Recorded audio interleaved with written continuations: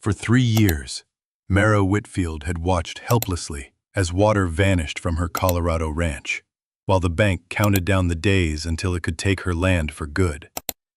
Then a scarred German shepherd appeared beside a pipeline marker and began clawing furiously at ground everyone insisted was completely dry.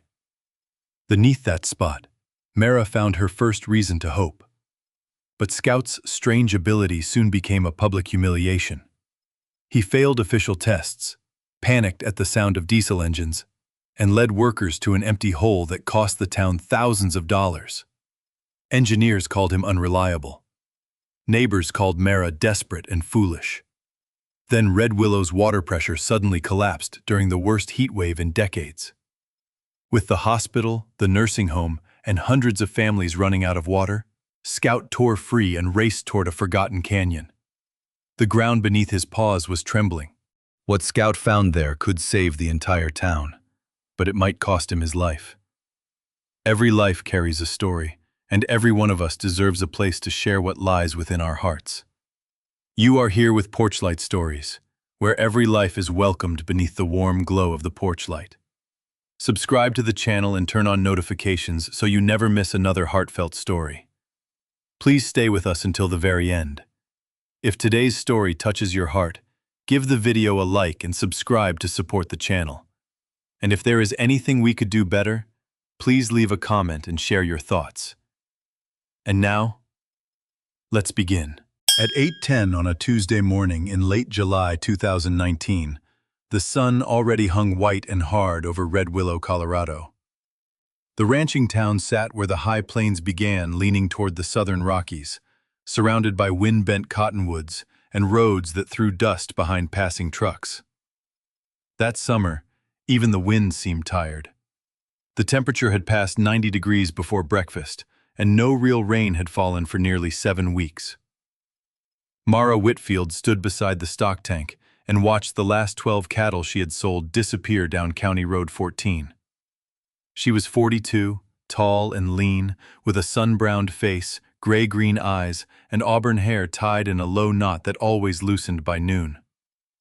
2 years of running the ranch alone had hardened her hands and quieted her voice. She had once laughed easily, but grief had taught her to measure every word. The remaining cattle crowded around the metal tank. Beyond them, 160 acres of Whitfield land lay yellow-gray beneath the heat. The grass broke under Mara's boots like old straw.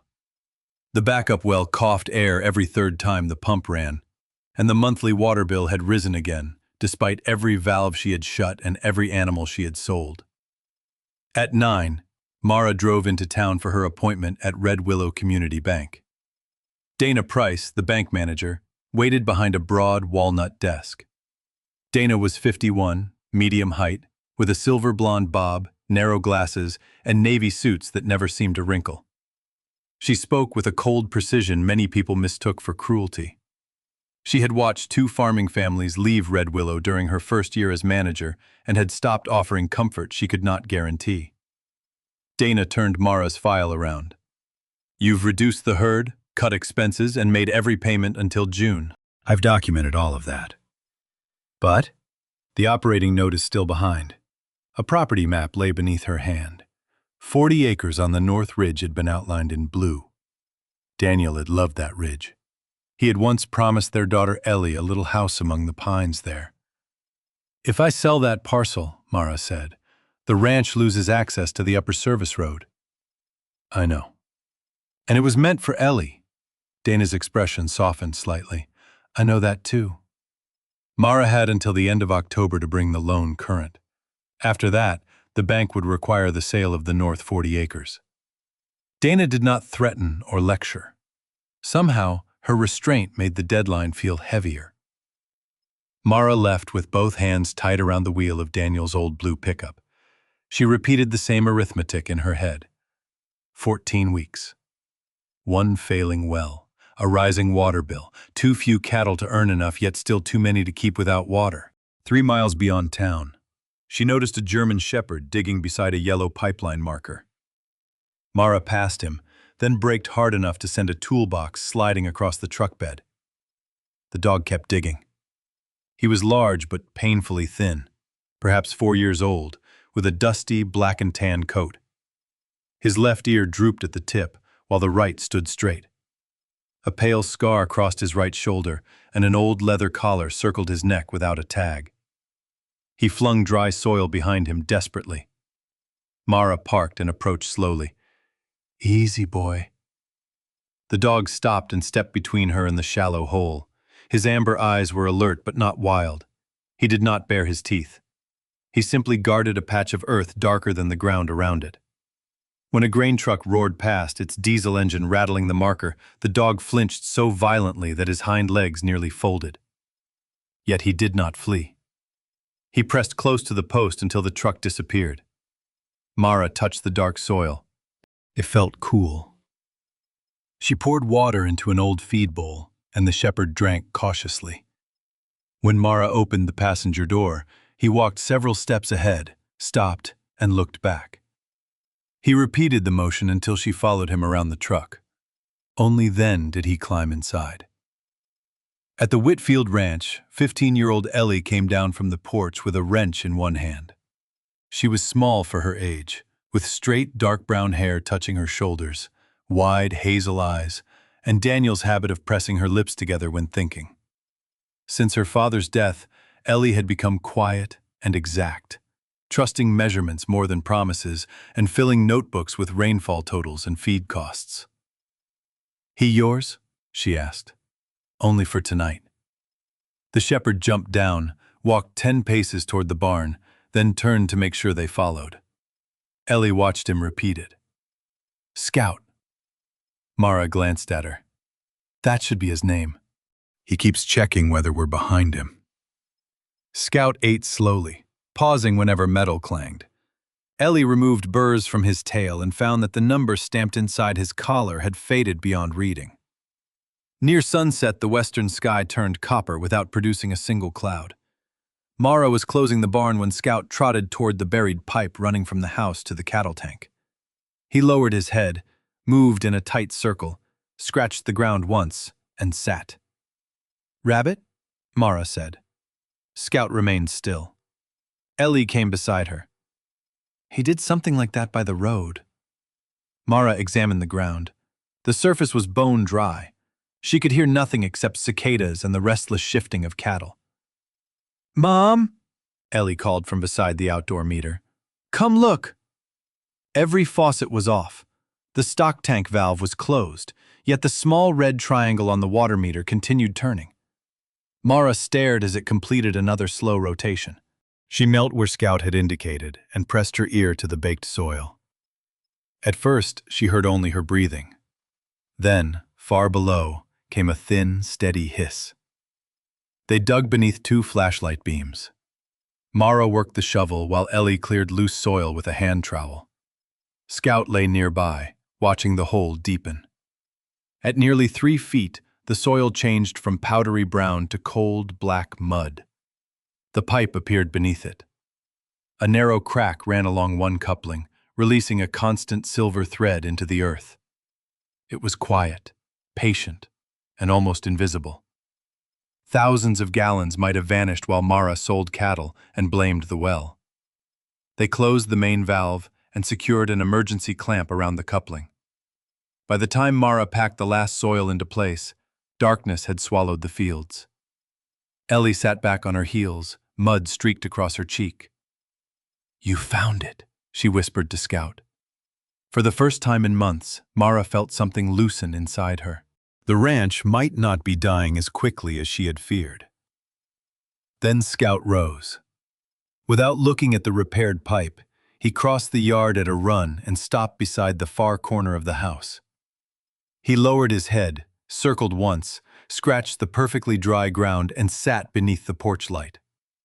His amber eyes fixed on the earth. Was the first leak only a coincidence?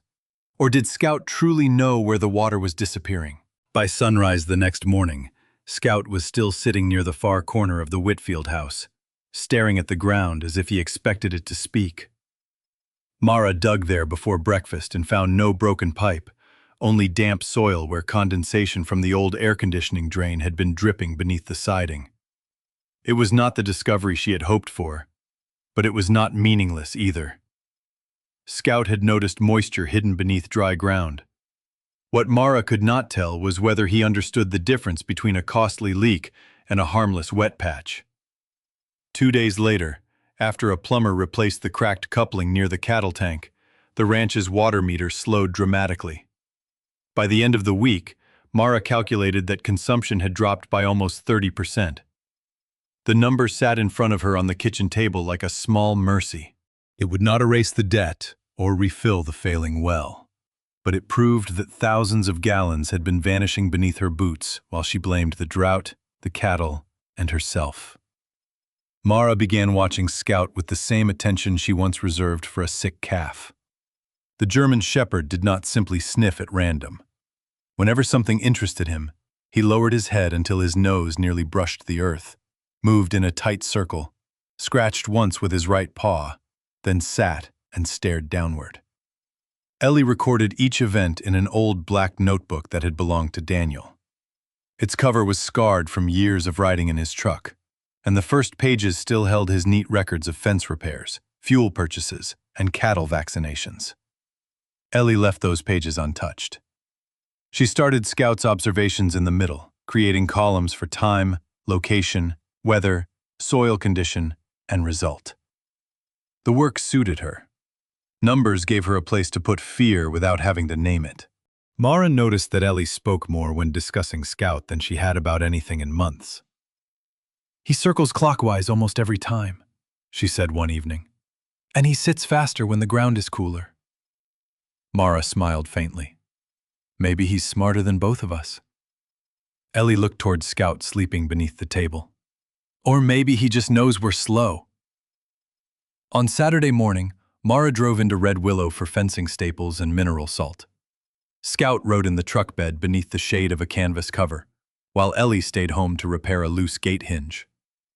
Red Willow Feed and Supply occupied a low, tin-roofed building near the railroad spur, its front porch crowded with seed sacks, rusted horseshoes, and men who treated morning coffee as a civic duty. Behind the counter stood Roy Mercer, the store's 63-year-old owner, a short, round man with a bald head, bright suspenders, and a talent for hearing everything without appearing to listen. Roy had lost part of 2 fingers in a baler accident when he was young, which had made him careful around machinery and unusually patient with people who made mistakes. Mara made the mistake of mentioning the broken pipe. Wade Larkin heard her from beside the coffee urn. Wade was 56, broad through the chest, with a thick silver mustache, sun-reddened cheeks, and a voice that seemed designed to cross open pasture. He owned the ranch opposite the Whitfield place and distrusted unfamiliar ideas with the confidence of a man who had survived long enough to confuse survival with proof. His jokes were rarely cruel in his own mind, but he enjoyed an audience too much to notice when laughter landed like a stone. "So the stray fixed your water bill?" Wade said. "What's next? You teaching him to file taxes?" A few men chuckled.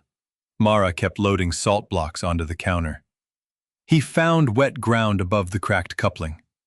"He found mud," Wade replied. "Dogs are good at mud. Mine can find a dead rabbit from half a county away. Doesn't make him a veterinarian." Scout stood outside the open door, watching Mara through the screen. Roy glanced at the dog. "Still, 30% is 30%. Wade lifted his coffee cup toward Scout. "Ladies and gentlemen, meet Red Willow's first 4-legged plumber." The laughter grew louder. Mara paid without answering. She had learned that arguing with Wade only gave him fresh material. Before she reached the door, a tall man in a pressed blue shirt entered carrying a black tablet. Grant Holloway, the chief engineer for the Red Willow Water District, was 47, broad-shouldered, clean-shaven, and so carefully dressed that even dust seemed reluctant to settle on him. He had grown up in a trailer outside Pueblo, earned an engineering degree on scholarships, and built his adult life around systems that could be measured and defended. Grant was not unkind, but he distrusted claims that arrived without data because he remembered too clearly how often poor families were sold miracles they could not afford. Roy told him about Scout before Mara could escape. Grant listened, then looked toward the dog. A leak creates cooler soil, vibration, sometimes mineral changes. A dog might react to any of those. So he could detect one? Mara asked. He could also react to irrigation, runoff, animal waste, or shade. Grant tapped his tablet.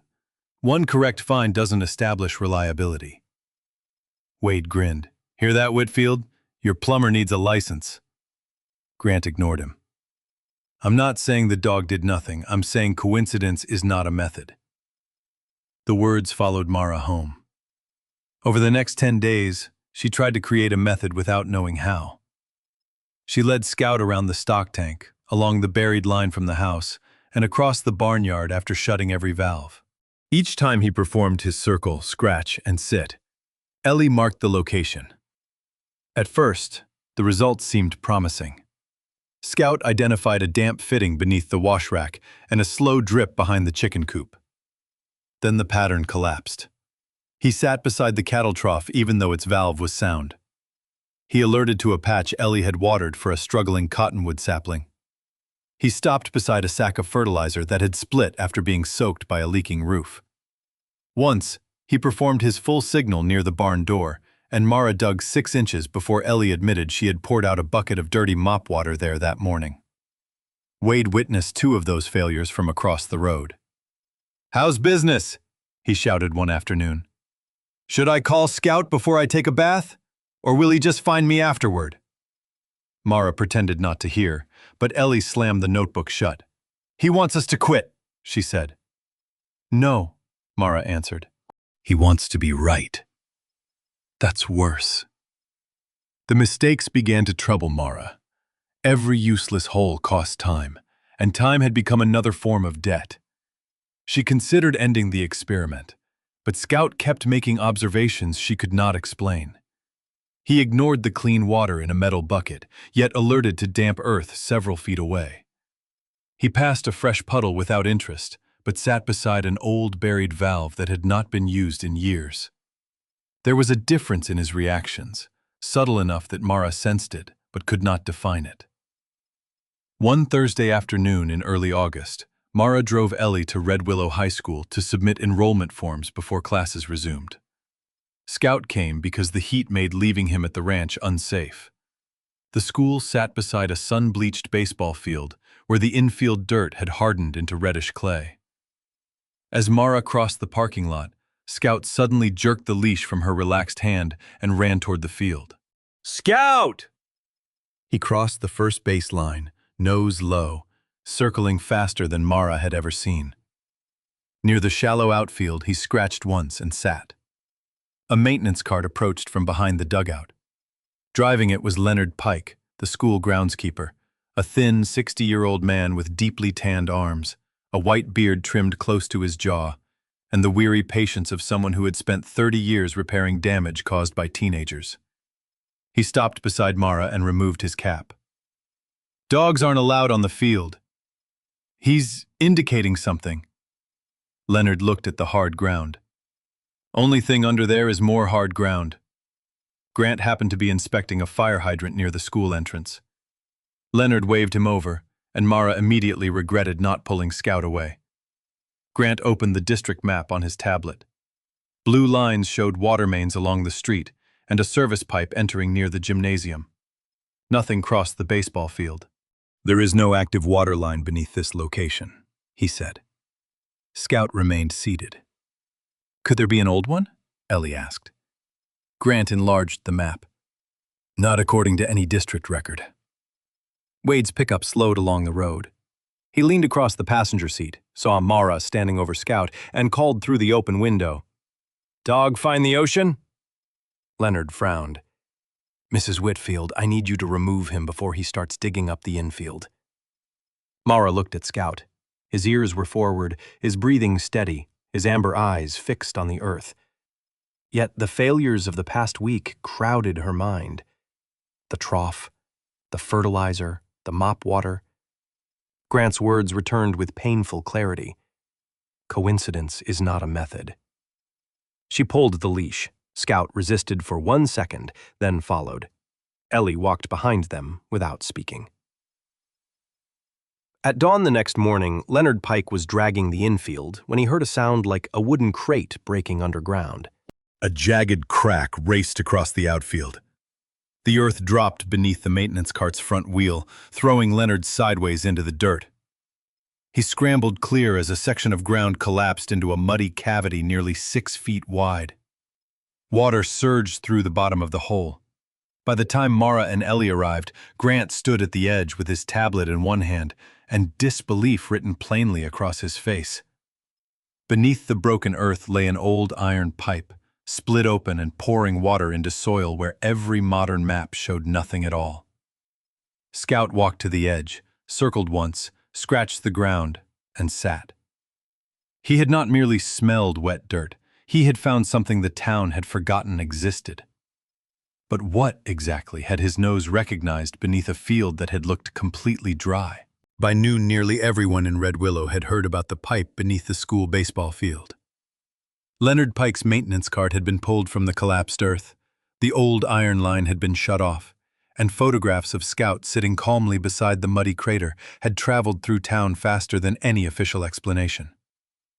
At the feed store, people who had laughed at Mara only a day earlier now asked whether the dog could inspect their wells, their barns, or the damp patch behind the church kitchen. Scout had become either a miracle or a trick, depending on who was telling the story. Grant Holloway refused to call it either one. He spent 2 days searching district records and found no modern reference to the abandoned pipe. The line appeared to predate the school's current buildings, perhaps belonging to an irrigation system installed before the district began keeping standardized maps. To Grant, that explained why people had missed it. It did not explain Scout. "A dog can hear frequencies we can't," he told Mara beside the baseball field excavation. "He may have detected vibration from moving water." "Through 6 feet of packed soil?" Ellie asked. Grant looked at the 15-year-old's open notebook. "Possibly." Wade Larkin, standing nearby with his thumbs hooked through his belt loops, gave a low whistle. "That sounds like engineer language for I don't know." Grant's jaw tightened. It sounds like refusing to claim more than the evidence supports. The argument reached the Red Willow Water Board by Monday. Its chairwoman, June Halverson, requested a controlled test before residents began treating Scout as a substitute for proper inspections.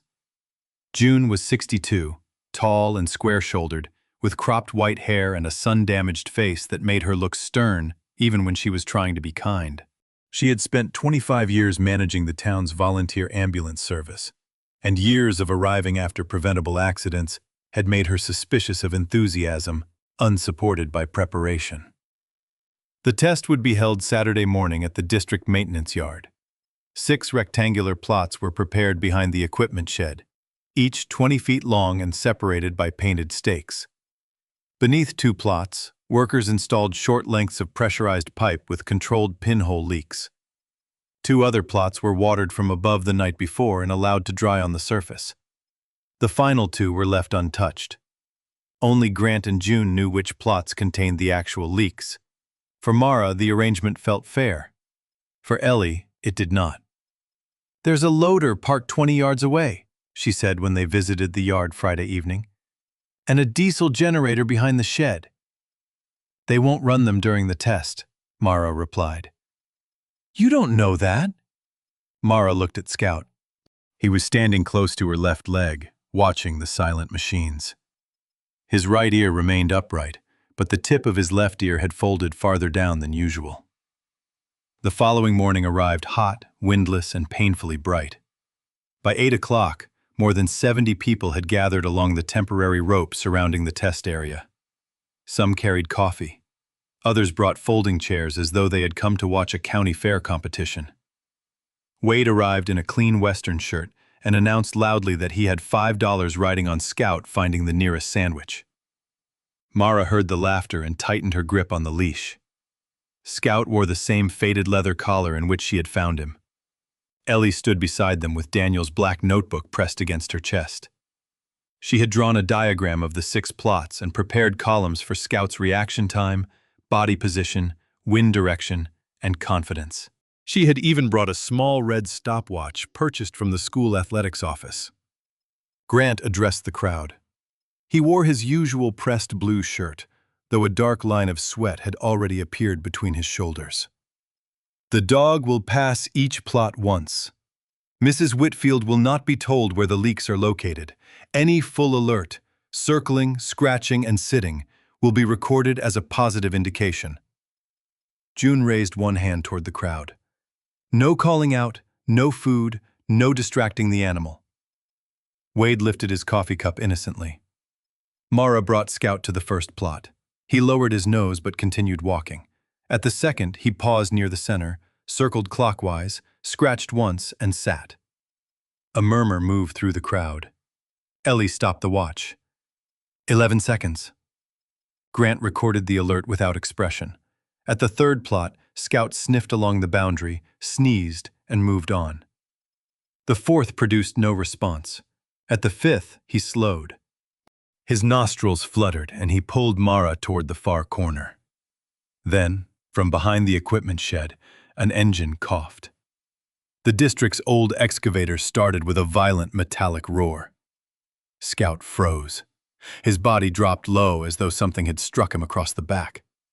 His tail folded beneath him. The leash went tight in Mara's hand. "Shut it off!" Ellie shouted. A maintenance worker waved from the cab, apparently unaware that the test had begun. Before Grant could respond, the excavator revved again, filling the yard with diesel smoke and the hammering rattle of loose metal. Scout lunged backward. The leather leash tore through Mara's palm. Scout twisted free, raced across the fifth plot, and slammed into one of the painted stakes. People shouted and stepped away from the rope. Scout spun in confusion, nose dragging across disturbed soil, then performed his alert near the edge of the fourth plot. Ellie stared at her diagram. He already passed that one.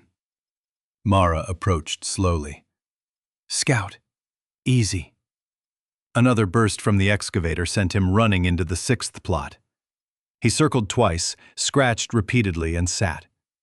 A second later, he sprang up and alerted again 3 feet away. The crowd's excitement turned into uneasy laughter. Wade did not join in at first. He looked toward the excavator, then at Scout's shaking legs. But when 2 men beside him began joking, habit overcame whatever sympathy had briefly crossed his face. "Seems the plumber's charging by the hole," he said. Mara finally caught Scout near the equipment shed. He pressed his body against the wall, panting so hard that strings of saliva hung from his mouth. She knelt and wrapped both arms around his chest. Beneath his coat, his heart beat like something trapped. The excavator went silent. June ordered the crowd back, and Grant checked the 6 plots. Scout's first alert had been correct.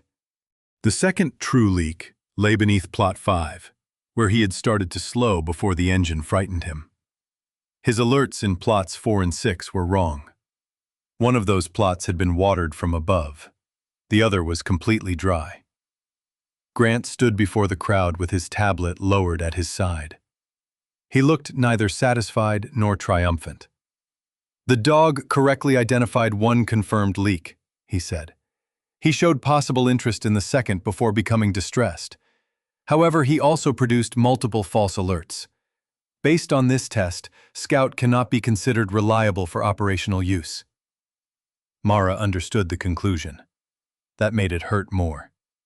June announced that the district would not spend public money on further searches involving Scout without stronger evidence. People folded their chairs and drifted toward their vehicles. A few offered Mara awkward smiles. Others avoided looking at her. The story that had made Scout remarkable for 2 days had already changed. By lunchtime, Red Willow would remember only the dog racing wildly between empty plots while Mara chased him. Ellie remained beside plot 5, staring at the tire marks left by the excavator. "He was right before the engine started," she said. "He still gave false signals." "Because he was terrified. Fear doesn't make the town's water system less expensive to dig up." Ellie closed the notebook with more force than necessary. "You're talking like Grant." Mara looked down at the raw red line across her palm. "Grant has to answer for every dollar he spends. So do I." They drove home in silence. Scout lay on the floor behind the seats instead of riding with his head near the window. Each time a diesel truck passed, his body tightened. That evening, Mara removed the notebook from the kitchen table and placed it on the refrigerator, as though putting the experiment out of reach could make the humiliation smaller. She had wanted Scout to be proof that the ranch still had some hidden chance left. Instead, she had placed her hope in front of the entire town and watched it panic. Ellie found Mara near the barn after dark. "He didn't fail because he couldn't find the smell," she said. "Something happened to him around machines." "We don't know that. We don't know anything because we never asked where he came from." The next morning, they took Scout to the Red Willow Veterinary Clinic. Dr. Naomi Bell examined him in a quiet room away from the barking kennels. Naomi was 38, petite, with warm brown skin, thick black curls tied loosely behind her head, and dark eyes that seemed to soften whenever an animal entered the room. She had grown up helping in her father's crowded rescue shelter outside Albuquerque, which had taught her that frightened animals were rarely difficult without a reason. Scout allowed Naomi to examine his shoulder scar, though he trembled when she rolled a metal instrument cart across the floor. "This scar is older than it looks," she said. "Possibly from blunt trauma or a machinery accident." Using a handheld scanner, Naomi located a microchip between Scout's shoulders. The registration returned the name Benjamin Keller. Naomi searched the clinic database. "Benjamin Keller, 44, utility technician, deceased 11 months ago." Mara felt Ellie move closer. The file listed Calvin Reese as an alternate contact. Beside his name was an old note: Canine Leak Detection Trial, District Maintenance Annex.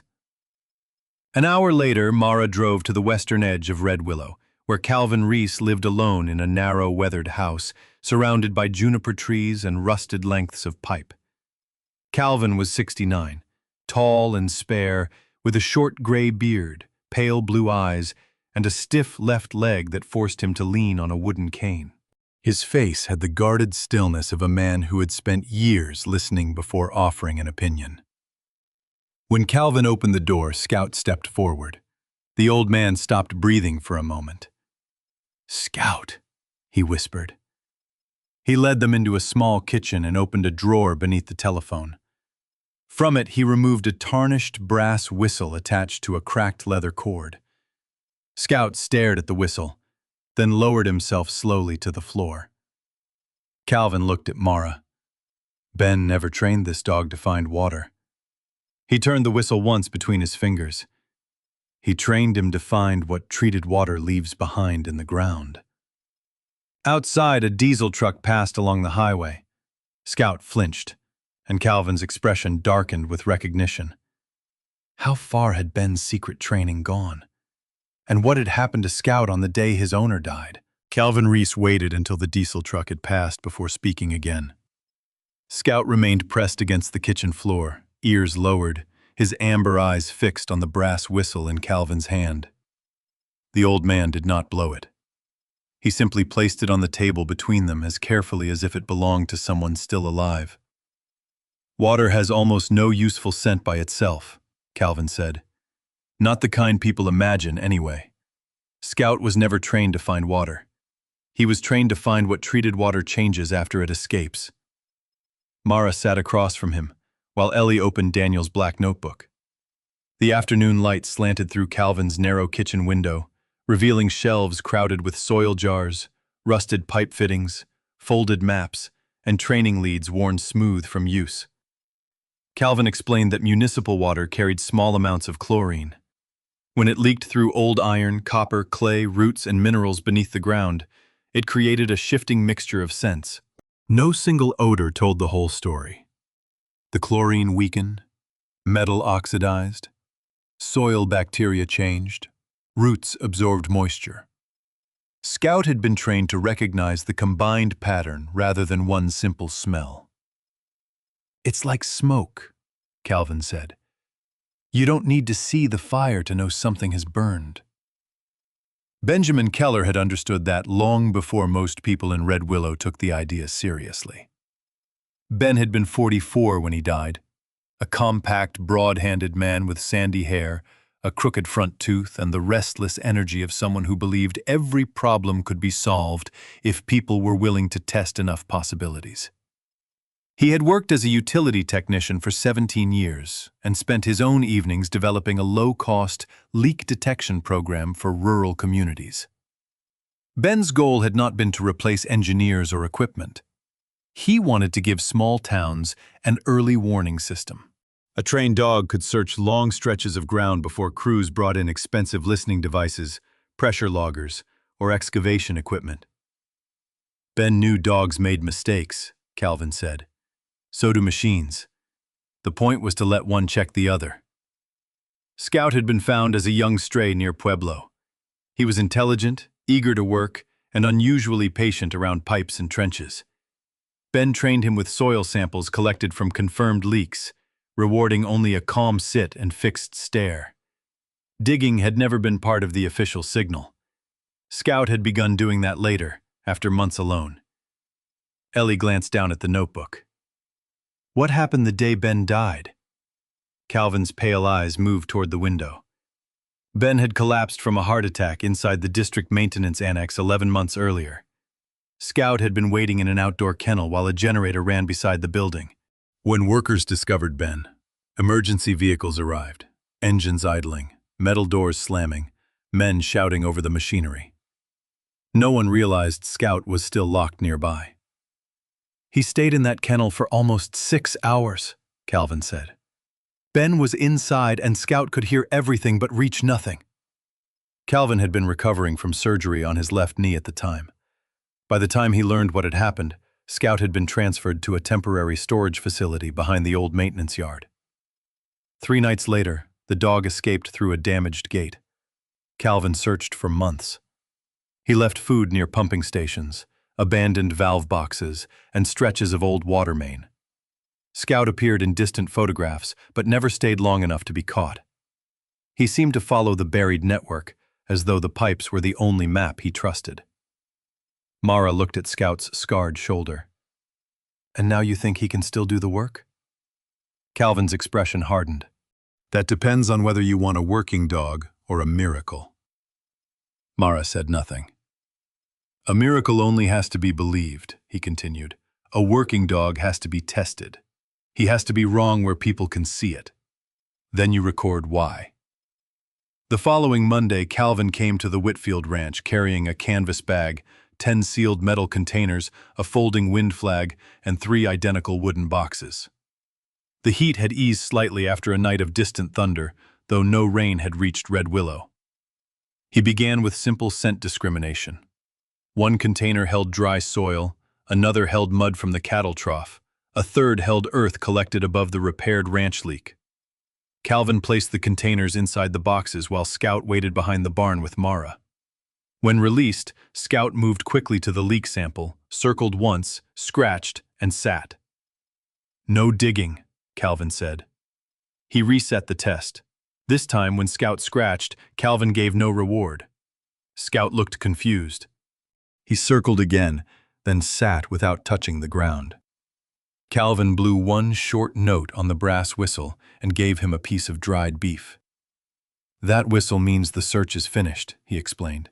Ben used it so Scout wouldn't keep hunting after the target was confirmed. Over the next 3 weeks, the tests became more difficult. Calvin added rainwater, well water, pond mud, chlorine bleach, fertilizer, damp hay, irrigation runoff, cattle waste, and soil collected from beneath a leaking metal fitting. The containers were buried at different depths and rearranged between trials. Scout made mistakes. He alerted to bleach-soaked soil twice. He confused a rusted bucket with a leaking pipe sample. On hot afternoons, rising air carried scents unpredictably and slowed him down. Instead of hiding those failures, Ellie recorded them. Her chart grew across several pages: temperature, humidity, wind direction, soil type, distance, reaction time, confidence, result. She drew small arrows to show how scent moved across the yard. She stopped calling every incorrect response a failure and began labeling some as contamination, distraction, or uncertain signal. Calvin noticed the change. "You like numbers," he said one evening, while Ellie measured wind speed with a small handheld meter Grant had reluctantly loaned them. "Numbers don't leave," she replied. Calvin leaned on his cane. "No, but people use them to pretend they can control what leaves." Ellie's face tightened. She stared toward the North Ridge, where Daniel had once planned to build her a house. "The police report said Dad was driving too fast for the curve. I checked the weather, the road grade, the tire records, everything. I thought if I found the exact mistake, I could understand why he didn't come home." Mara stood several yards away, but did not interrupt. Calvin lowered himself onto an overturned bucket. "Data can tell you what happened. Sometimes it can tell you how to stop it happening again. But it cannot travel backward and rescue someone." Ellie looked at Scout waiting beside the test boxes. "Then what good is it?" "It helps the next person come home." After that, Ellie's records became even more careful, but less desperate. She no longer erased messy numbers or hid uncertain results. Every mistake remained on the page because Calvin said honest data had to include the days when hope embarrassed itself. By the end of the third week, Scout correctly identified 9 of 10 hidden leak samples during a blind trial. The only missed sample had been buried downwind from fertilizer, which Ellie noted before Calvin could mention it. Grant Holloway arrived the following morning. He wore his usual pressed blue shirt, though dust from the ranch road had settled along his boots. He watched without commenting as Calvin prepared 8 containers and Mara led Scout through the test. Scout alerted correctly 7 times and ignored the control samples. On the 8th, he hesitated between 2 locations before choosing the leak sample. Grant studied Ellie's records for nearly 20 minutes. "This is better," he finally said. Wade, watching from his pickup across the road, called out, "That engineer language for 'the dog beat you'?" Grant did not turn around. "It means the dog has improved." He agreed to let Scout inspect 3 known problem areas where electronic equipment had already confirmed minor leaks. Scout identified all 3, though at one site he stopped nearly 12 feet from the mapped break. Excavation later showed that water had traveled through a gravel layer before reaching the surface scent point. Grant did not praise Scout, but he added the observation to his tablet. 2 nights later, the district's flow monitoring system registered a sudden increase in unexplained water loss. Between midnight and 4 in the morning, when household demand was lowest, tens of thousands of gallons disappeared from the northern network. Grant's crews checked hydrants, visible valves, pressure zones, and known weak sections. Listening equipment detected scattered noise but no clear source. By the second night, the loss had increased. Grant called Mara at dawn. The district office smelled of coffee, dust, and overheated electronics. A digital map covered the largest wall, its blue lines showing every modern pipe beneath Red Willow. Grant stood before it with June Halverson and 2 exhausted technicians. Scout entered quietly beside Mara. He sniffed the carpet, ignored the glowing map, and walked toward the northern window. Beyond the glass lay the old highway, a dry drainage ditch, and the abandoned apple orchard at the edge of town. Its trees had not produced fruit in years. Most stood gray and twisted behind a falling wire fence. Scout raised his head. A low whine formed in his throat. Grant enlarged the northern section of the map. "There is no water main beneath that orchard." Scout placed both front paws against the window and stared toward the dead trees. Then he gave the same soft, wounded sound again. Why was Scout reacting to land that every official record said had never carried a single pipe? The abandoned orchard stood at the northern edge of Red Willow, where the paved road narrowed into 2 dusty tire tracks, and the last houses gave way to open range. 40 years earlier, Keller Orchard had supplied apples to stores across 3 counties. Now its fence sagged beneath rust. Its irrigation ditches had filled with weeds, and rows of dead trees twisted against the pale August sky like hands that had forgotten how to pray. By 7 the next morning, the temperature had already reached 84 degrees. Scout stood at the broken gate with his nose raised, drawing in the still air while Mara, Ellie, Calvin, and Grant waited behind him. Grant carried his tablet and a rolled survey map. Calvin leaned on his wooden cane, the brass whistle hanging from his shirt pocket. Ellie held Daniel's black notebook against her chest, as though the numbers inside might protect them from another public failure. Scout entered the orchard slowly. He passed several trees without interest, then turned sharply toward a dead apple tree near the center of the property. Its bark had peeled away in long gray strips, and one heavy branch rested on the ground like a broken arm. Scout lowered his head, circled tightly around the trunk, scratched once, and sat. Mara moved him away and brought him back from a different direction. He repeated the signal. Calvin tested him a third time after Grant walked Scout around the far side of the orchard. Again, the dog returned to the same tree. Grant studied the map. The nearest recorded water main ran along the highway, more than 100 yards east. An abandoned irrigation line appeared near the southern fence, but it had never been connected to the municipal system. "There is nothing beneath this tree," he said. "Scout believes there is," Ellie replied. Grant looked toward the district truck parked outside the gate. The overnight water loss had increased again. More than 30,000 gallons were now disappearing during the quietest hours, enough to supply dozens of households. Every electronic search had failed. He rubbed the bridge of his nose, then called the maintenance yard. The excavation crew arrived 40 minutes later. Their foreman was Miguel Santos, a 52-year-old man with a compact build, a shaved head, and a neat black and gray beard.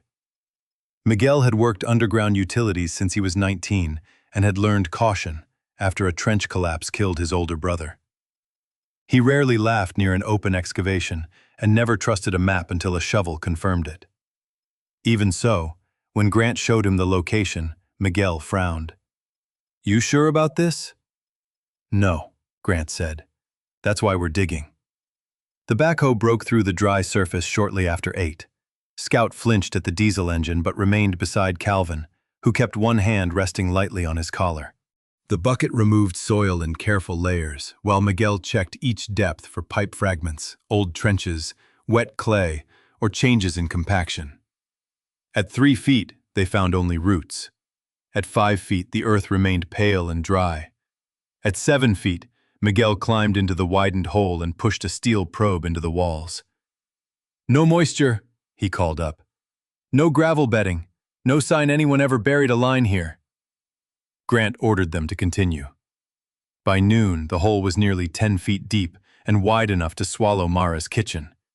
The crew uncovered broken glass, a rusted pruning blade, and the corroded lid of an old pesticide container. They found no pipe, no valve, and no leaking water. Heat shimmered above the exposed earth. Scout paced near the safety barrier, whining softly whenever the wind shifted across the hole. June Halverson arrived from the waterboard wearing khaki pants, heavy work boots, and an expression that grew harder each time the backhoe lifted another empty bucket. She listened as Grant explained the repeated alerts, then glanced toward the machinery, the workers, and the district truck burning fuel. "How much?" she asked. Miguel removed his hard hat and wiped his forehead. "With labor, equipment, hauling, and restoration? We're already several thousand in." June turned to Grant. "And we have found nothing." The words seemed to fall into the excavation and disappear. At 2 in the afternoon, Grant ended the search. Miguel's crew photographed the empty hole, took soil samples, and began filling it. Scout stood near the dead apple tree, refusing water until Mara carried the bowl directly to him. Ellie wrote the final line in her notebook with such pressure that the pencil tore the page. No pipe, no leak, no explanation. By evening, the story had reached the feed store. Wade Larkin told anyone willing to listen that Scout had persuaded the district to dig a grave for its own imagination. Someone added that the town should place a headstone over the hole.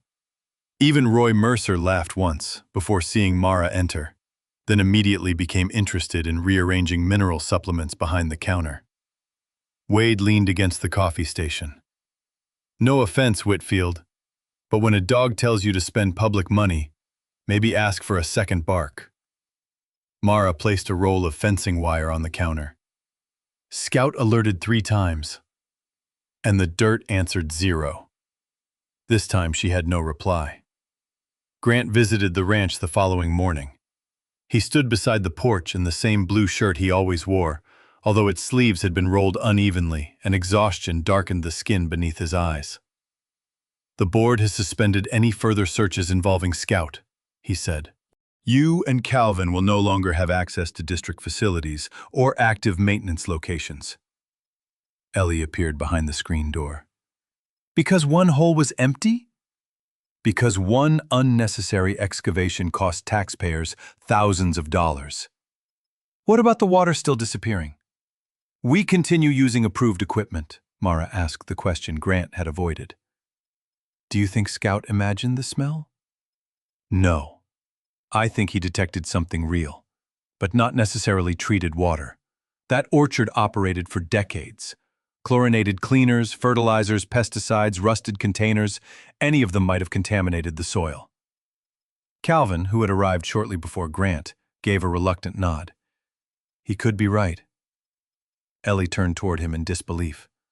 "A working dog can generalize the wrong scent," Calvin said. "Scout may have learned part of the pattern, not the whole thing." "We need more interference samples and stricter blind tests." Mara looked at Scout sleeping in the shade beneath Daniel's old pickup. The dog had found 2 leaks no one else knew existed, yet he had also led them to a hole containing nothing but dry roots and embarrassment. Hope had become another expense she could no longer afford. That afternoon, Dana Price's final notice arrived by certified mail. Mara had 6 weeks to pay the overdue portion of the operating loan. If she failed, the bank would begin arranging the sale of the North 40 acres. She carried the letter to the ridge near sunset and stood where Daniel had once marked the corners of Ellie's future house with 4 wooden stakes. Only 1 stake remained. The others had rotted or been knocked down by cattle. Scout followed her and sat beside the surviving marker. "I can't save everything," Mara told him. The following day, she called a German Shepherd rescue organization in Pueblo. The coordinator, Janice Cole, was a soft-spoken woman in her late 40s who explained that foster space was limited but promised to place Scout on the urgent list. Mara said he was intelligent, house-trained, and good with teenagers. She did not mention that he might be able to find buried water. Saying it aloud now felt less like a gift and more like an apology. Ellie overheard the final minutes of the call. "You're giving him away?" "I'm finding him somewhere safe." "This is safe. This ranch might not exist by winter." Ellie's face went pale. "Scout didn't make the bank send that letter." "No, but training him costs time, fuel, and money I don't have." "He found our leak." "And then he found an empty hole." Ellie closed herself in her room. At supper, her chair remained vacant. After dark, Mara checked the barn and discovered Scout was gone. His leash lay beside the back door, unclipped rather than broken. Ellie's boots were missing too. Scout led Ellie north beneath a moon thin as a scratched coin. She followed at a distance with Daniel's flashlight and the notebook tucked beneath her arm. The dog moved along the roadside, occasionally stopping to look back, just as he had on the first day Mara found him. At the orchard gate, he slipped through the broken wire and headed toward the dead apple tree. But he did not stop there. Scout crossed the filled excavation, nose sweeping low. Then he continued nearly 30 yards farther west, where thorny grass and exposed roots covered a shallow depression. The night air was cooler and still. Without the backhoe, trucks, or crowds, Scout moved with quiet certainty. He circled once, scratched at the base of a root, and sat. Ellie knelt and pulled away dry grass. Her fingers struck metal. Using a small hand shovel from the orchard shed, she cleared soil until a round cast-iron cover emerged beneath the roots. It was barely wider than a dinner plate and coated in rust. A raised arrow marked its center. Around the edge, almost hidden beneath corrosion, were 4 numbers. 1948. Ellie called Mara first and Calvin second. They arrived 20 minutes later. Mara crossed the orchard with anger, fear, and relief fighting across her face. Calvin lowered himself beside the metal cover and brushed away the remaining soil with both hands. The moment he saw the arrow and the date, his expression changed. "This is a valve box," he said. "Post-war, emergency main design. Towns used them when they needed new water lines quickly." Grant arrived after Mara called him, despite the suspension. He stood over the cover with his tablet glowing in the darkness. The modern map showed empty land beneath their feet. "Could it belong to the old orchard irrigation system?" he asked. Calvin shook his head. "Not this kind. This controlled a pressurized main." Grant looked toward the filled hole beneath the dead tree, then measured the distance with slow steps. Water escaping underground could travel through old gravel bedding, roots, or abandoned trenches before its scent reached the surface. Scout had detected the hidden system, but the map had convinced them to dig where the smell appeared strongest rather than search for the structure carrying it. Scout had not led them to nothing. The humans had stopped too soon. Mara stood beside Ellie while Grant stared at the date stamped into the iron. Beneath the orchard lay a municipal valve that no living district employee seemed to know existed.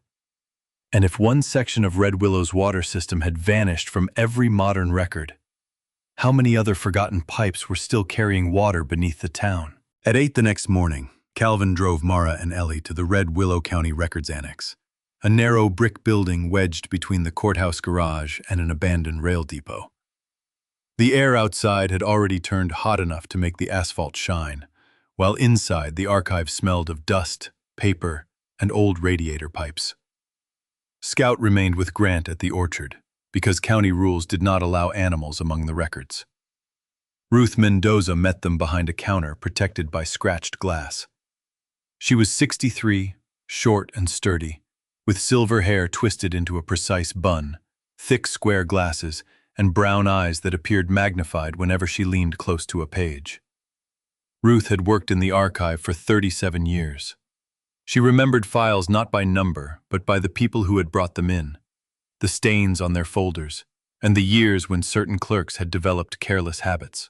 After watching 3 generations of officials discard documents they considered outdated, she had become fiercely protective of anything written by hand. "Modern records tell you what someone remembered to transfer," she said after Calvin explained the valve marked 1948. "Old records tell you what they were afraid of forgetting." Ruth led them into a basement room where rolled maps stood upright in metal bins. The oldest files were organized by project rather than location, forcing them to search through flood control reports, wartime utility plans, and county emergency appropriations. Hours passed. Ellie read every margin note while Mara unrolled maps across a long table. Calvin recognized obsolete valve symbols and pipe materials that meant nothing to the others. Shortly after noon, Ruth appeared carrying a flat gray folder labeled North District Emergency Supply, 1948. Inside was a blueprint showing an 8-inch cast iron main running from the old reservoir, beneath Keller Orchard, across Dry Mercy Canyon, and into northern Red Willow. It had been constructed after a spring flood contaminated several shallow wells.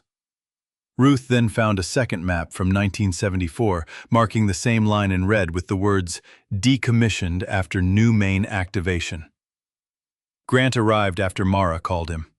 He examined both maps, then opened the district network on his tablet. The old pipe appeared nowhere.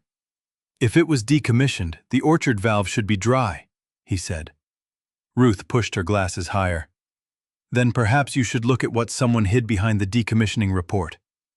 A yellow repair slip had been folded into the back of the 1974 file. Its paper was brittle, and one corner carried a brown coffee ring. The note stated that demolition of the old emergency main had been postponed because the northern service zone could not maintain adequate pressure during peak demand. One section of the 1948 line had therefore remained connected as a temporary auxiliary supply to Red Willow High School, St. Agnes Nursing Home, and the community hospital. A supervisor had written that the connection should be removed after the following budget cycle. No later removal order existed. Grant read the slip twice, his shoulders slowly lowered. "Temporary," he said. "For 45 years." Ruth gave him a humorless smile. Temporary is one of the most permanent words in government. By mid-afternoon, Grant had ordered a pressure test at the orchard valve. The gauge showed the supposedly abandoned line was still active. Miguel Santos and his crew excavated beside the buried valve rather than beneath the dead tree. Less than 6 feet down, they uncovered the old cast-iron main. A narrow crack ran along a corroded joint, and moisture had traveled through the gravel bedding before rising near the tree where Scout first alerted. The crew installed a steel repair sleeve and packed the trench before sunset.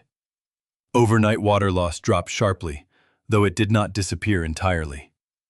Standing beside the repaired joint, Grant faced Mara with dust on his shirt and an expression that cost him something to wear. Scout was right.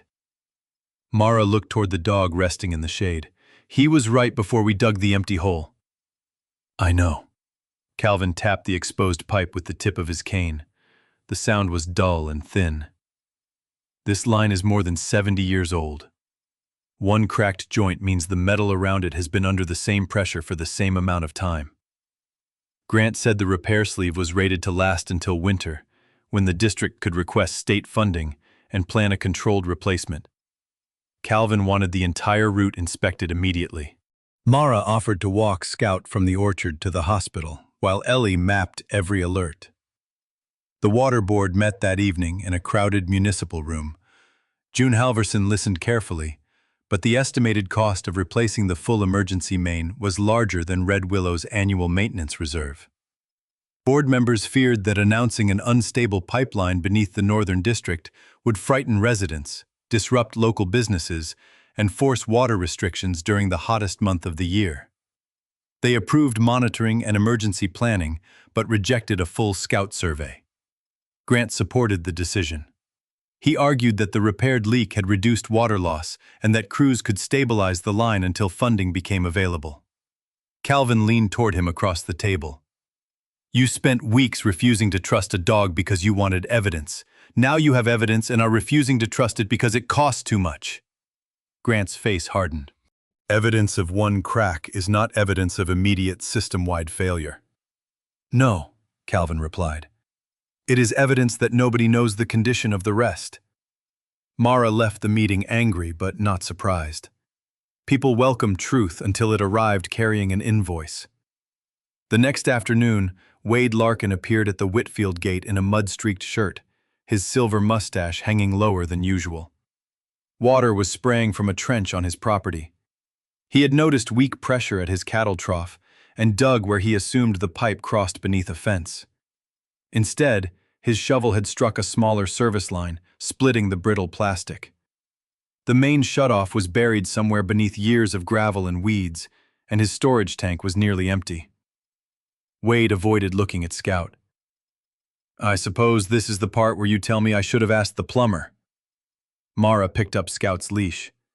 No, this is the part where we stop your cattle from going thirsty. Scout crossed Wade's yard with his nose low. He ignored the spraying trench and moved toward an old equipment shed. After circling beside a patch of hard ground, he sat. Wade dug carefully and uncovered a rusted valve box hidden beneath 2 inches of packed gravel. The valve closed the damaged line, preserving enough water in the tank until a repair crew arrived. Wade stood with one boot on the shovel, breathing hard. He didn't even go near the leak. He wasn't looking for the leak, Ellie said. We needed the valve. For once, Wade had no joke ready. He crouched and held out one broad hand. Scout sniffed it, then allowed Wade to touch the fur beneath his chin. I was wrong about you, Wade murmured. Mara could not tell whether he meant the dog or all of them. 3 days later, the heat over Red Willow broke a county record. Thermometers reached 104 degrees before noon. At 1:17 p.m., pressure alarms began sounding inside the Water District office.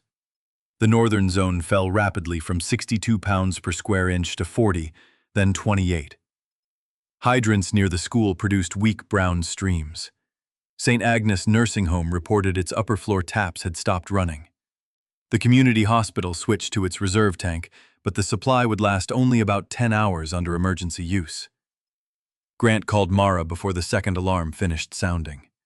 Crews gathered near the northern edge of town, where the modern map showed the final stable pressure reading.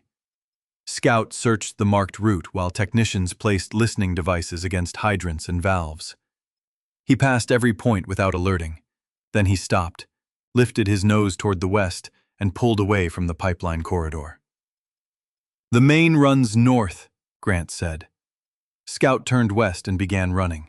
Mara followed, with Ellie, Calvin, Grant, and Miguel close behind.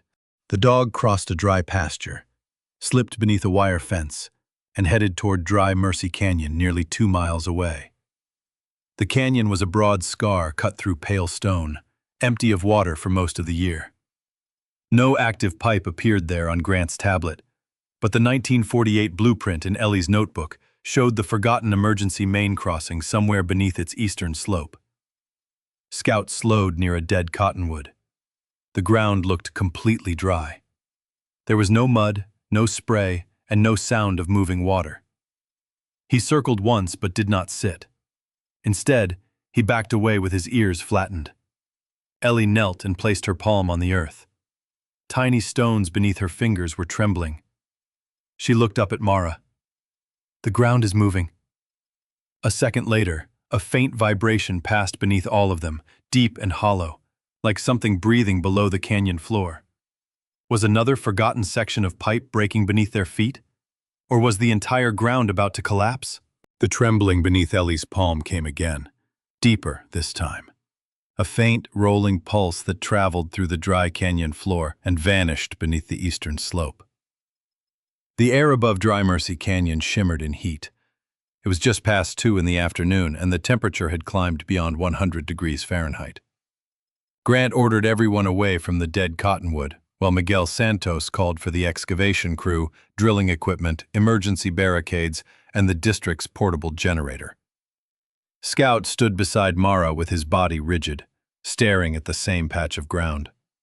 No water showed on the surface. The earth was pale, dusty, and cracked, yet somewhere below it, thousands of gallons were moving where they did not belong.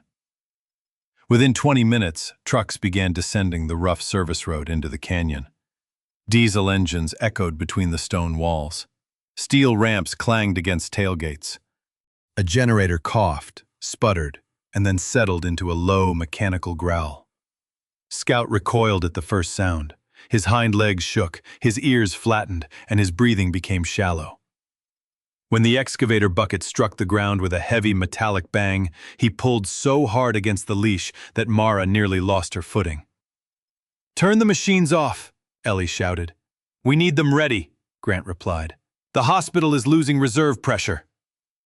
Scout backed toward the canyon wall, dragging Mara with him. The dog, who had crossed 2 miles of open ground without hesitation, now seemed unable to take a single step toward the suspected break. His amber eyes moved wildly between the generator and the old cottonwood. The noise had carried him somewhere else, back to the maintenance annex, back to the kennel, back to the day Ben Keller had fallen inside a building Scout could not enter. Calvin limped toward them, leaning heavily on his cane. "Don't pull him forward," he warned. "If you force him through fear, he'll stop trusting the work." "We don't have time," Grant said. "Then give him a reason to come back." Mara knelt in the dust. She placed one hand over the pale scar on Scout's right shoulder and waited until his eyes found hers. She could feel his heart hammering beneath his coat. Ellie removed Ben's brass whistle from around her neck and placed it in Mara's palm. Mara raised it but did not blow immediately. She stroked Scout's shoulder once, the same place where old pain and present fear seemed to meet. "You already brought us here," she whispered. "You don't have to be brave forever, just for one more step." She blew one short, clear note. Scout's ears lifted slightly. The sound cut through the engines, thin but familiar. Calvin gave the search command Ben had once used. Scout remained frozen for several seconds. Then he moved one paw forward. Grant ordered the generator shut down and signaled the drivers to leave their engines off until Scout completed the search. Silence returned unevenly to the canyon. Metal ticked as it cooled. Wind moved through the cottonwood leaves, though the air near the ground remained still. Scout began along the eastern slope. Mara followed with the leash loose in her hand. Ellie walked behind them, marking their path on a copy of the 1948 blueprint. The first damp area lay near a cluster of reeds where groundwater sometimes collected after storms. Scout sniffed it and continued. The second was a dark patch beneath the shade of a rock ledge. He paused, sneezed, and moved past without circling. Grant watched closely. "Those are the only visible moisture points." Calvin shook his head. "Which is exactly why they're not what he wants." Scout moved uphill toward the old cottonwood. Its trunk was hollow on one side, and several roots had surfaced through the dry soil like the ribs of some buried animal. He circled once but did not scratch. Instead, he pressed his nose near the base of the tree and followed one root away from the trunk. Ellie crouched beside another exposed root. "It's moving." There was no wind strong enough to explain it. The root trembled in tiny, uneven pulses. A few grains of sand slid into a narrow crack and disappeared. Calvin lowered the tip of his cane against the ground. "The leak isn't rising. It's draining into an empty space underneath." Miguel brought forward a long steel probe and drove it into the earth several yards from Scout's position. At 6 feet, the resistance vanished. The rod dropped almost another foot under its own weight. "Hollow," he said.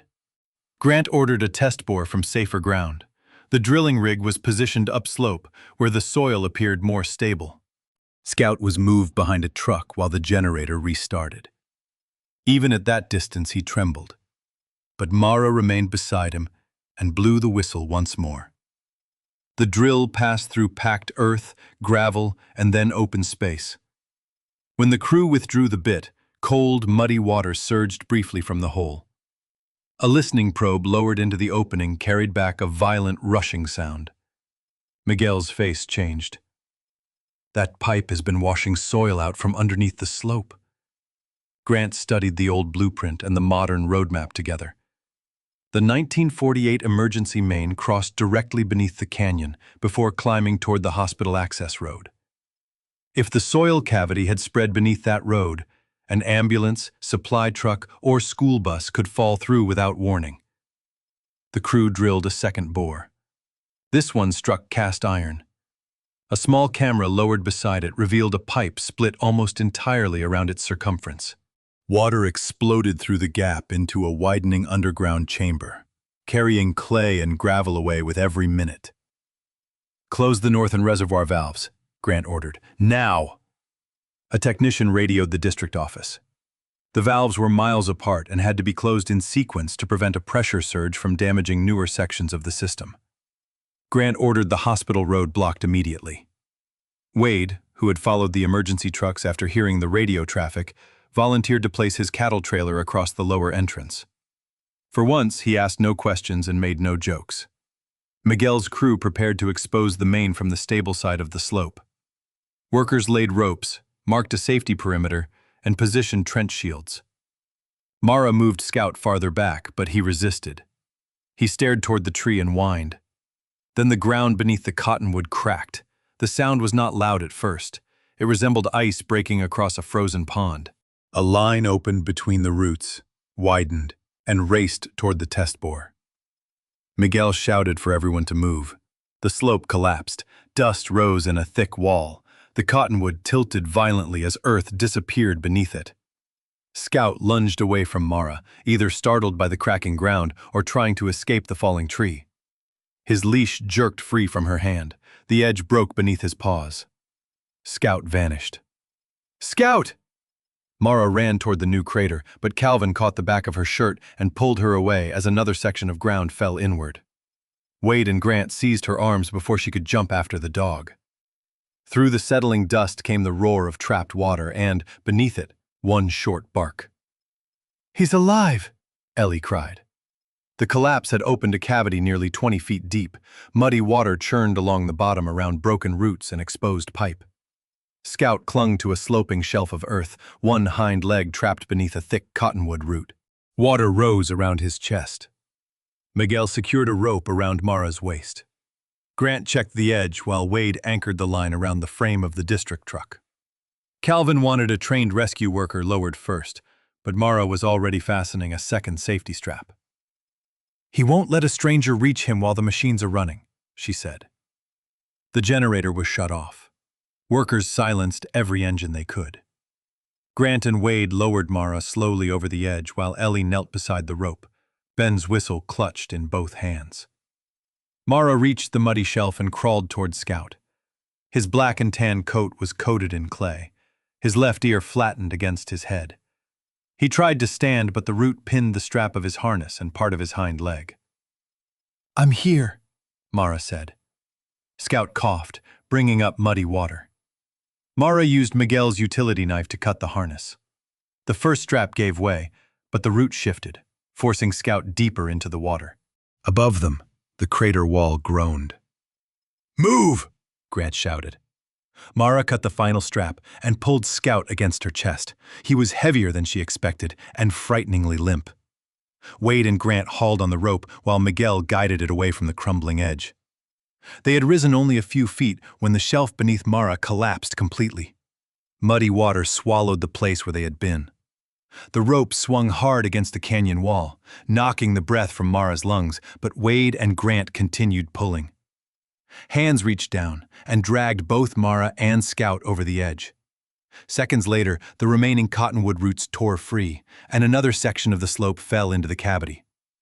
Grant received confirmation that both emergency valves had closed. Water stopped feeding the broken main. The hospital road was barricaded before any vehicle reached the unstable section. Red Willow's remaining reserve supply would have to be rationed, but the uncontrolled loss had finally ended. Mara barely heard any of it. Scout lay on his side in the dust. Mud covered his muzzle. His chest did not seem to move. Naomi Bell arrived in the veterinary clinic truck and dropped beside him. She cleared his mouth, checked his airway, and began assisted breathing. After several terrible seconds, Scout coughed weakly. Mud and water spilled from his mouth, but his eyes remained closed. Naomi wrapped him in blankets and placed an oxygen mask over his muzzle. "He's inhaled water and soil. We need to move now." Ellie climbed into the clinic truck beside him. She held the brass whistle so tightly that its edge cut a red line into her palm. That night, the lights remained on inside the Red Willow Veterinary Clinic. Mara sat beside Ellie in the hallway, while Naomi and her staff worked behind a closed door. Calvin waited across from them, his cane resting between his knees. Grant stood near the entrance, still wearing clothes stiff with dried mud. Even Wade remained, silent beneath the brim of his hat. Near midnight, Naomi emerged. Her curls were damp with sweat, and exhaustion shadowed her face. "He's breathing," she said, "but his lungs took in a great deal of mud. The next few hours will decide whether they can keep working." Ellie lowered her head over Ben's whistle. Scout had found the forgotten main. He had stopped Red Willow's water from disappearing and may have saved the only road leading to the hospital. But could the town he had saved keep him alive until morning? The hallway clock at Red Willow Veterinary Clinic reached 3:42 in the morning before anything changed. Mara sat with her elbows on her knees, dried canyon mud covering her jeans and boots. Ellie leaned against her shoulder, still holding Ben Keller's brass whistle in one hand. Across the hall, Calvin Reese had fallen into an uneasy sleep with both hands resting on his cane.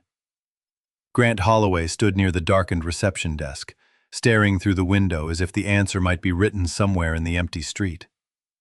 Wade Larkin had not left either. The large rancher sat beneath his dusty hat without telling a single joke, which made the silence feel even more serious. Behind the treatment room door, Naomi Bell and 2 veterinary assistants continued working to clear Scout's lungs and raise his body temperature. The German Shepherd had inhaled mud and cold groundwater during the collapse. His pulse had strengthened, but he still had not opened his eyes. At 4:13, Naomi allowed Mara and Ellie into the treatment room. Scout lay beneath heated blankets, with an oxygen tube resting near his muzzle. His black and tan coat had been washed clean, revealing the pale scar across his right shoulder. His left ear remained folded against the blanket. The machines beside him produced soft, steady sounds that were nothing like the violent diesel engines he feared. Ellie stood at the edge of the table. "Can he hear us?" "He may," Naomi said. Her dark curls had loosened around her exhausted face. "Speak gently, nothing loud." Ellie looked at the brass whistle. For months it had been used to end searches, reward correct work, and guide Scout back from fear. Now she lifted it to her lips and gave the faintest possible breath. The note was so soft, Mara almost did not hear it. Scout's right ear moved. Ellie stopped breathing. His front paw twitched beneath the blanket. Then his amber eyes opened halfway and found her standing beside him. "Scout," Ellie whispered. His tail struck the table once. Mara pressed one hand over her mouth, but the sound that escaped her was half laugh and half sob. Ellie bent over Scout's neck, and Mara wrapped both arms around her daughter and the dog. For the first time since Daniel's death, neither of them tried to be the strong one. They cried openly for the husband and father they had lost, for the land they had nearly lost, and for the scarred dog who had somehow taught them that grief did not have to be carried alone. Naomi let them remain together before explaining that Scout was suffering from exhaustion, hypothermia, and mild lung injury. He would need several weeks of rest, medication, and carefully controlled exercise, but she expected him to recover. Outside, the first light of morning spread across Red Willow. While Scout slept, Miguel Santos and the district crew worked through the night at Dry Mercy Canyon. Once the emergency valves stopped the uncontrolled flow, they installed a temporary bypass line around the broken section of the 1948 main. Water trucks supplied St. Agnes Nursing Home, the school, and the community hospital until pressure returned shortly before the hospital's reserve tank reached its minimum safe level. A later inspection revealed that the underground cavity had extended beneath nearly half the hospital access road. Surveyors estimated that one more day of water erosion could have caused the pavement to collapse. An ambulance had been scheduled to carry a heart patient along that road the same evening Scout found the break. The knowledge settled heavily over the town. Scout had not simply located a leaking pipe, he had discovered a danger hidden beneath the route people trusted most. 2 weeks later, the Red Willow Water Board held a public meeting in the high school gymnasium. Folding chairs filled the basketball court. Ranchers, teachers, hospital employees, and families from the Northern District crowded the room. Scout remained at Naomi's clinic recovering, but Ellie placed his faded leather collar and Ben's brass whistle on the table in front of her. Grant stood behind the microphone wearing his familiar pressed blue shirt. For once, he carried no tablet. He explained how the district's pressure sensors had detected water loss, but could not locate the break. He described how outdated maps had erased the emergency main and how Scout had repeatedly found evidence the records missed. Then Grant looked directly at Mara. "I believed caution meant rejecting anything I could not immediately measure," he said. "But caution without humility becomes another kind of blindness. Scout found the leak before our equipment did. Mrs. Whitfield, Miss Whitfield, and Mr. Reese gave us evidence. I treated that evidence as a challenge to my authority instead of help." He apologized publicly for dismissing Mara and for allowing professional pride to influence his judgment. Grant did not propose replacing technology with a dog. He proposed combining them. Scout's nose could narrow a search area. Pressure sensors could confirm abnormal flow. Old maps, soil conditions, and Ellie's data could guide excavation. Each method would correct the weaknesses of the others. The board approved a 1-year pilot program to survey Red Willow's oldest water lines. Mara, Calvin, and Scout would work under contract with the district once Naomi cleared Scout for duty. Ellie's observation records would become part of the official project documentation. Dana Price attended the meeting from the back row. 3 days later, Mara sat across from her at the same walnut desk where the North 40 acres had once been outlined for sale. The district contract, combined with insurance compensation for water lost through the ranch leak, provided enough income to pay the overdue portion of the operating loan. Dana removed the blue outline from the property map. "The North Ridge stays yours," she said. Mara looked down at the place where Daniel had planned Ellie's future home. "It stays hers." Wade became the first rancher to request a complete scout survey. When the dog recovered enough to return to light work, Wade met Mara at his fence holding a new shovel and an embarrassed expression. "I suppose you remember everything I said." "I remember most of it," Wade sighed. "That's unfortunate." Mara handed him a blank notebook. "Before anyone digs, we record every signal." Wade looked at the notebook, then at Scout. "You planning to make me do homework?" Ellie smiled. "Only if you want to keep your pipes." This time, Wade laughed at himself. Over the following months, Scout helped locate 3 small service leaks, 2 buried valves, and 1 abandoned pipe that had been mistakenly connected to an irrigation line. He was not always correct. Sometimes he alerted to chlorine contamination from old cleaning chemicals or followed scent that had traveled far from its source. Every mistake went into Ellie's records. Calvin insisted that success without recorded failure was only advertising. Ellie used those records for her school science project. She compared Scout's alerts with pressure data, soil type, wind direction, and excavation results. The project won first place at the county fair, not because Scout seemed magical, but because Ellie proved how animal ability and engineering could strengthen one another. Several years later, Ellie left Red Willow to study environmental engineering at Colorado State University. She chose rural water systems as her specialty, hoping to protect communities too small to afford constant pipe replacement. Before she left, Calvin invited her to his house. He was older then, his limp more pronounced and his pale blue eyes softer than before. From the kitchen drawer, he removed Ben Keller's original training notebook. Its pages contained diagrams, scent recipes, failed trials, and plans for a program Ben had never lived to complete. Calvin placed the notebook beside the brass whistle.